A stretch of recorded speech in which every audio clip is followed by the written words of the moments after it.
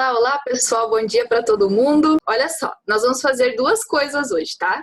A primeira é a correção da avaliação diagnóstica para vocês saberem por que vocês erraram, né? No que vocês erraram, entenderem a questão.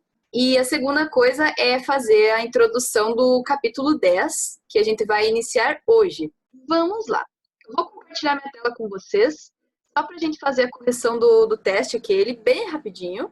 Então, na número 1, descrevia uma relação ecológica que dizia assim, ó, que pode ocorrer benefícios para todos os seres vivos ou apenas para uns. E aí dizia assim, assinale qual a alternativa que define corretamente o tipo de relação ecológica.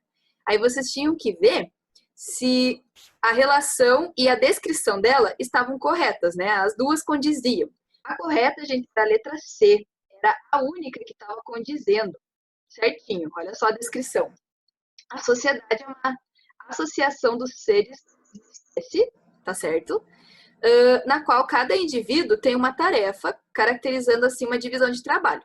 Tá correto, gente, na sociedade acontece isso. É só para você lembrar da nossa sociedade, né? Da sociedade aí, das cidades, do mundo, enfim. Tem divisão de trabalho e nós somos todos da mesma espécie.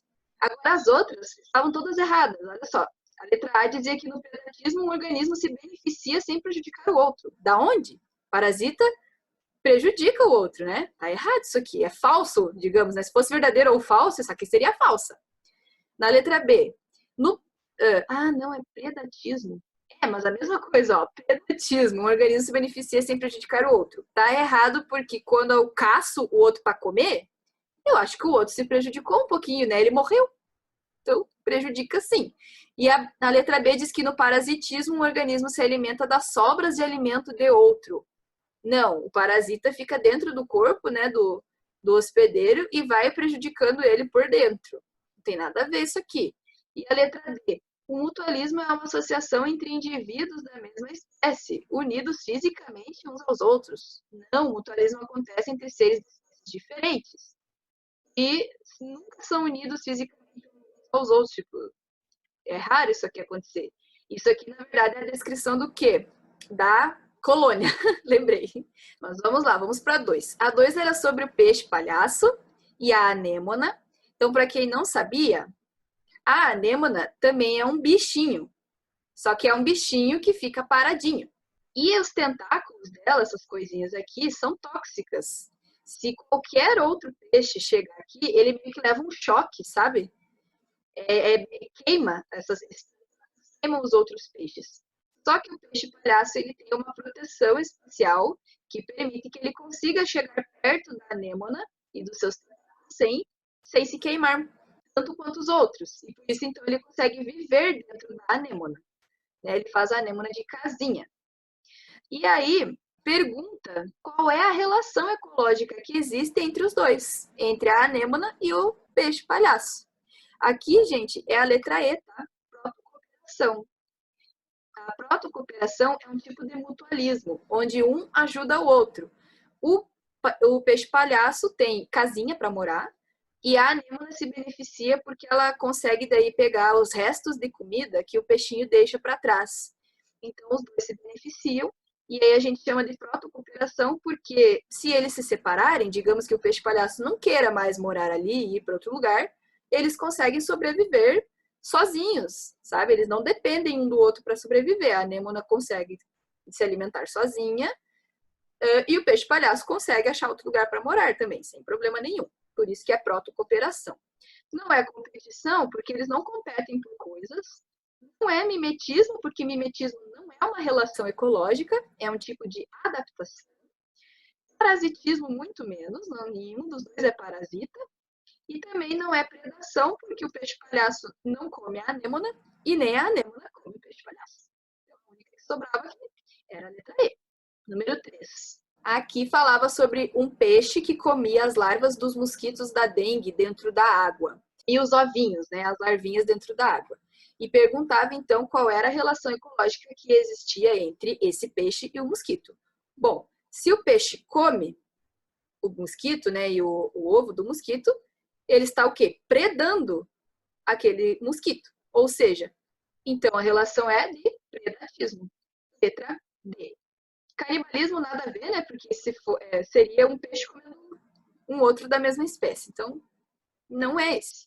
Comensalismo, gente, é uma relação boa, tá? É quando um ser come restos de comida que o outro deixou para trás, tá? Ele foi lá, comeu e deixou restos no prato, o outro veio e comeu esses restos, tá? Isso é comensalismo. E parasitismo também nada a ver, né? O peixe não é parasita do mosquito, muito menos o mosquito é o parasita do peixe. Número 4. A número 4 era aquela pesada, né? A conversa ali entre os dois. Ah, tu viu meu cachorrinho? Perdi.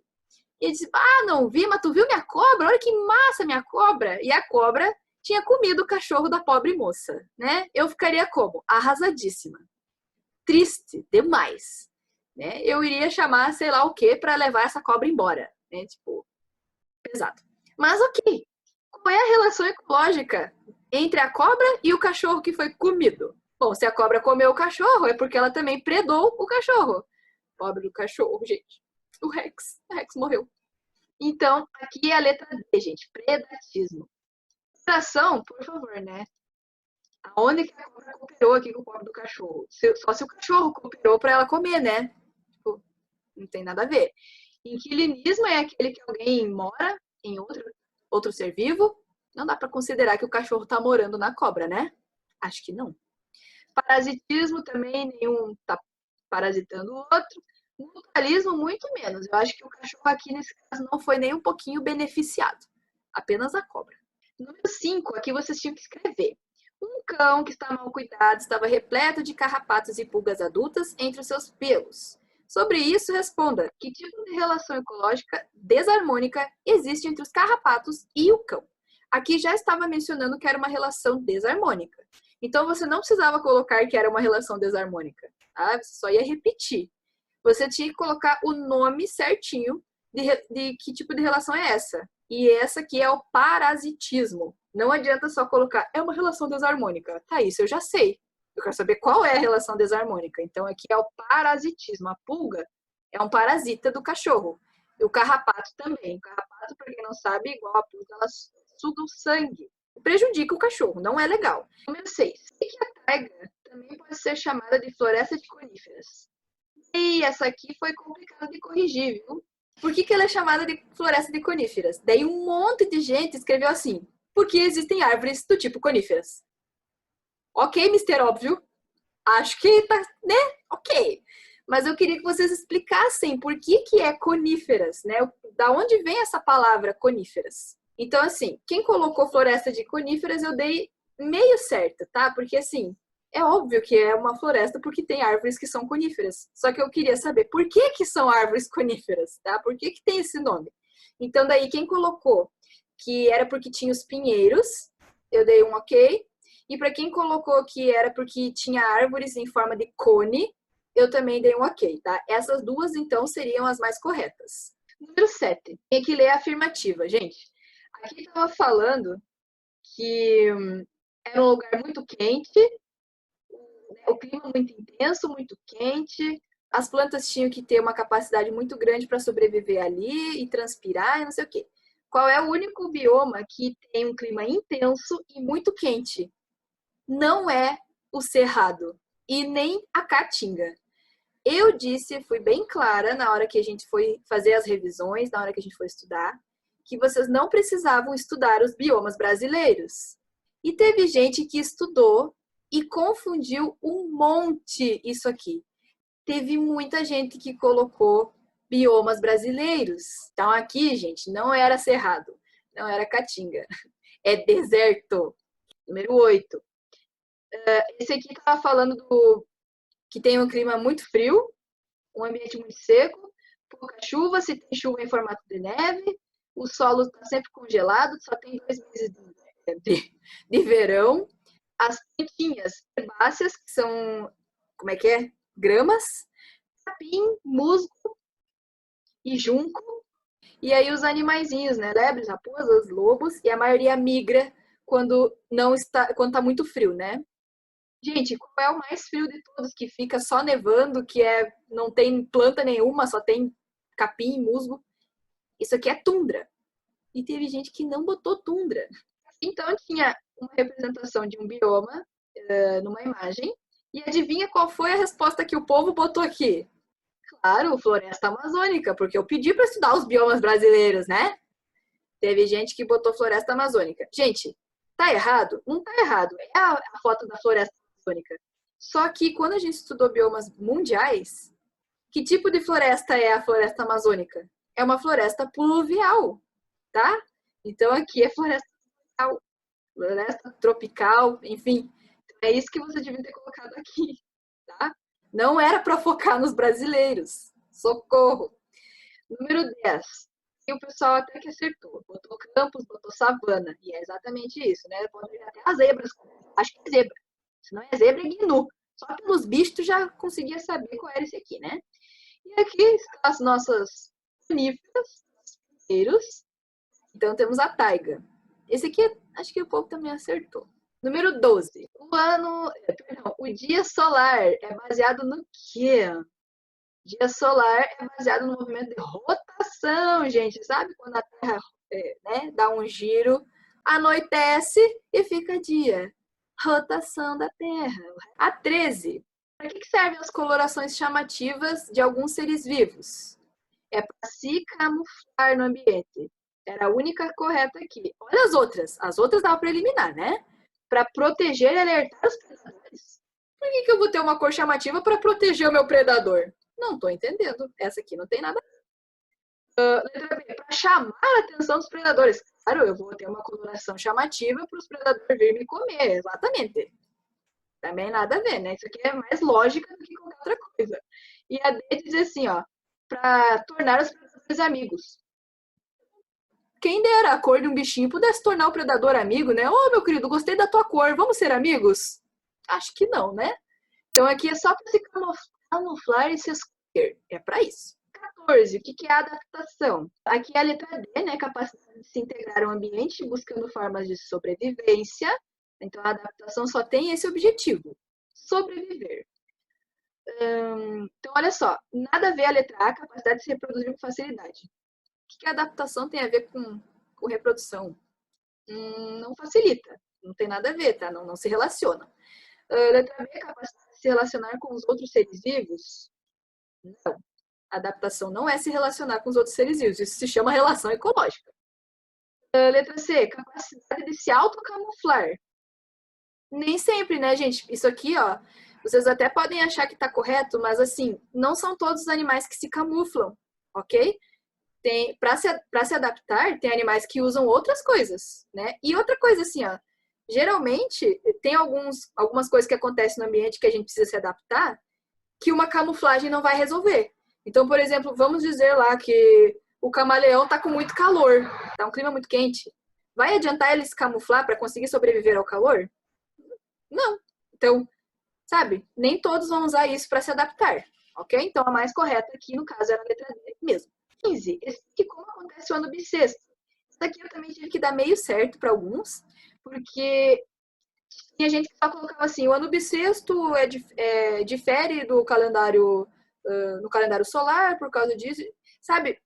Não estava completa a resposta. O que eu precisava que vocês explicassem? Eu precisava que vocês dissessem que nós temos 6 horas, temos 23 horas e mais 6. E esses 6 a mais que tem no dia, que não fecha as 24, eles vão se somando, depois dos 4 anos fecha as 24 bonitinha, né? Tinha que explicar isso, essas 6 horas a mais, para fechar no ano bissexto. E aí que é acrescentado no mês de fevereiro. E a última, explique por que chamamos as relações harmônicas e desarmônicas. Aqui era só que as harmônicas era para benefício de ambos os seres, ou de apenas um, e nas desarmônicas, pelo menos um era prejudicado. Bom, agora, então, nós vamos dar início ao capítulo 10. Então, quem estava com os itens aí, pega os itens, deixa aí na frente. A página que vocês vão abrir do livro de vocês é a 108. Vamos lá, presta atenção, gente. Eu quero que vocês imaginem uma pequena situação, antes da gente começar. Imagine que você seja um gerente de um supermercado.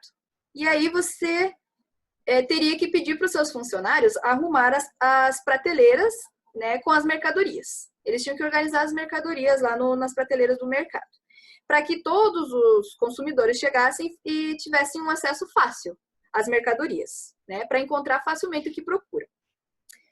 E aí, o que você iria fazer? Como que você iria fazer para organizar as prateleiras, para organizar as mercadorias? Quais critérios você usaria, né, você escolheria para separar as mercadorias?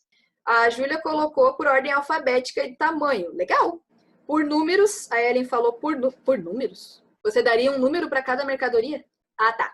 E a Kelly colocou pela marca e pelo tamanho. Por código. É, isso aí, ó. A Fernanda colocou por categoria. Produto de limpeza num corredor, produto de repente, massinhas num outro, condimentos, temperos num outro. É mais ou menos por assim que está organizado o mercado, né? Geralmente os mercados fazem assim. Ó, a Ana falou que por cor também seria interessante. Muito bem, então sabe o que vocês fizeram agora? Vocês conseguiram classificar mercadorias. Vocês se imaginaram como gerente de mercado para classificar mercadorias. Muito bem.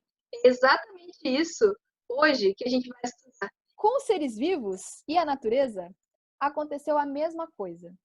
Tem muito ser vivo, tem muito bicho, tem muita planta. Então, os biólogos, eles precisaram usar critérios para separar esse tanto de ser vivo em grupos diferentes. Até para a gente saber, né? Ó, esse aqui é diferente desse por causa disso, por causa daquilo outro. E aí, cada um ficou num grupo específico por causa das características deles. Eles tiveram que usar muitos critérios para conseguir separar. E não foi uma coisa fácil, né? Acho que num primeiro momento, assim, na hora que vocês estavam pensando lá no mercado ainda, vocês demoraram para começar a escrever. Vocês tiveram que pensar, vocês tiveram que analisar, né, para ver como que seria mais fácil, para depois vocês escreverem um método legal, né, para organizar. Então, gente, não foi uma coisa simples de organizar os seres vivos também. É muito bicho, muito ser, e eles tiveram que pensar em critérios muito bem definidos para fazer isso. E o cara que começou essa façanha, foram vários, né? Mas o primeiro que começou a classificar foi o Aristóteles, há muito tempo atrás, tá? Então, ele que começou a criar os primeiros modelos ali de classificação, começou a classificar alguns, e ele só conseguiu criar 3 grupos diferentes, que era o grupo dos seres vivos aquáticos, que aí ele chamava de aquícolas. Aquícolas, era bem assim. Aí ele também classificou os terrestres, aí ele chamava de terrícolas. Outro caminhão, tudo bom, caminhão? Tchau, caminhão. E o terceiro grupo que ele criou foi dos aéreos, e aí ele chamava de aerícolas. Criativo? Para a época, super criativo. Tipo, eu não pensaria nisso. Depois do Aristóteles, ainda veio mais um tiozinho, o Teofrasto. Olha o nome. Esse tiozinho aqui, ele conhecia muito de planta. Ele gostava de plantas e ele então foi conhecido, ele foi chamado como pai da botânica, porque botânica é o estudo das plantinhas. E aí, então, ele organizou os vegetais. Vocês perceberam que o Aristóteles, lá no passado, ele tinha classificado só animais, né? Então, ó, os que vivem na terra, os que vivem na água e os que voavam. E ele não fez nada com as plantas. E aí veio esse outro tiozinho e aí organizou os vegetais. E aí, no passado, então, ele tinha organizado também 3 grupos de vegetais, que eram as ervas, os arbustos e as árvores. E aí, como que eles fizeram isso, gente? Observando, né? O Aristóteles, por exemplo, foi observar lá, tem os que vivem na água. A característica mais visível que eu consigo ver, eu vou colocar então que eles são do grupo da água. Os da terra e os do ar. Simples. O nosso querido Teófrasto foi lá e olhou, não, essa aqui é considerada uma erva porque ela é menorzinha. Eu consigo usar para fins medicinais, por exemplo. Essa aqui é considerada uma árvore porque ela é bem mais alta, então vou colocar na categoria de árvores. Essa aqui é um arbusto porque ela fica no meio termo, então vamos chamar de arbusto. Então eles fizeram essas observações e criaram esses grupos. E aí vieram outros cientistas e outros, até que nós conseguimos, então, o sistema de classificação de bichinhos que a gente tem hoje em dia, que são de muitos grupos, muitos mesmo. Antes eram esses aqui, só que as coisas, graças a Deus, elas evoluem, elas melhoram. As pessoas estudam e buscam outras formas de organizar. Então, hoje nós temos uma listinha assim de grupos, e dentro dos grupos temos mais grupos, e dentro desses grupos temos outros grupos, e assim por diante. Os caras criaram uma leva de grupos assim, gente, que eu vou te contar, viu? Na hora que a gente for estudar cada grupo desses, vocês vão ver como vai se ramificando. Então, assim, algumas características que eles levaram em consideração para conseguir organizar do jeito que é hoje. Organização celular do ser vivo, né? Número de células também, né? Se tinha poucas, se tinha muitas. Como que eles se alimentavam, também foi um tipo de critério para classificar. Aonde eles vivem, partes do corpo também, olha isso, né? Até isso. E o tamanho deles também foi um dos critérios. Mas, assim, tem muitos critérios que os caras usaram para conseguir classificar os seres vivos. E com os critérios, eles criaram grupos, que nem vocês fizeram aí, né? O grupo do plástico, o grupo do metal, o grupo da moeda, né? E assim por diante. Eles também, então, criaram os grupos, deram os nomes para os grupinhos, e aí colocaram os bichinhos e as plantas em cada um desses grupos. Só que aí eles tiveram que, dentro de cada grupo, criar mais grupos, porque tinha dentro desses grupos muitos seres diferentes. Quer ver? Ó, vou mostrar um para vocês. Tem um grupo que a gente chama de grupo animal, né? Que a gente chama de reino animal, que estão ali, então, todos os tipos de animais. Então, agora pensa aí em alguns animais que a gente tem aí na natureza, tá? Agora pensa no seguinte, pensa num passarinho, tá? Pensou no passarinho? Qualquer passarinho. E agora pensa num crocodilo. Pensou no passarinho e no crocodilo? Agora pensa num leão. Um passarinho, um crocodilo e um leão. Esses três bichos, eles são iguais? Nem um pouco. Olha só desses três, a gente consegue ver que os três se alimentam de coisas diferentes. Os três, eles vivem em lugares diferentes. O tamanho deles é super diferente. Os hábitos são diferentes.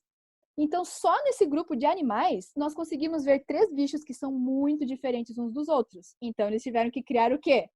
Mais grupos dentro desse grupo grande. Tem o grupo do leão, tem o grupo do crocodilo e tem o grupo do passarinho. E ainda dentro de cada um deles, ainda eles tiveram que separar mais grupos ainda, porque ainda assim os bichos são diferentes. Imagina! Dentro dos passarinhos, nós temos aqueles que são carnívoros, nós temos aqueles que comem sementes, e aí eles tiveram que separar por isso também. Tem aqueles que não voam, né, nesse dos passarinhos, eles tiveram que criar um grupo só para esses. Lá nos crocodilos também. Nos leões, né? Leões, eu falo leões, mas digamos assim, é o grupo dos gatos, né? Dos felinos. Dentro desse grupo, então, nós temos o leão, temos o tigre, temos o nosso gatinho doméstico, todos eles bem diferentes. Então, gente, olha como os caras tiveram que, pensar, né? E nós vamos, então, estudar como que essa classificação se dá a partir de hoje. E eu vou, a partir da semana que vem, a partir da segunda-feira que vem, as aulas sobre cada assunto vão ser todas aqui pelo Zoom. Vai ser online. Eu vou explicar tudo que nem eu estou explicando aqui agora.